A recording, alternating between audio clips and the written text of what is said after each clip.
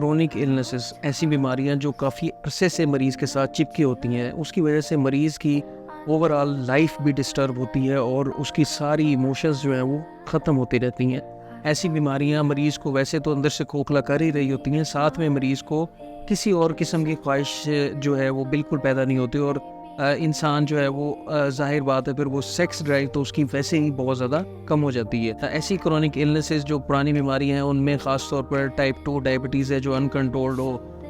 इसके अलावा जो है हाइपरटेंशन है, अगर ब्लड प्रेशर आपको बहुत ज़्यादा रेज़्ड है। इसके अलावा आपके अंदर अगर ओबेसिटी है, ओबेसिटी जो है वो बहुत ज़्यादा इंपॉर्टेंट चीज़ इसलिए है कि ओबेसिटी के अंदर आपकी टेस्टोस्टेरोन में कमी देखने में आती है, एस्ट्रोजन जो है वो आपका ज़्यादा हो जाता है। अलावा अगर आपको कोलेस्ट्रॉल का बहुत ज़्यादा प्रॉब्लम है या इसके अलावा अगर आपको जिगर,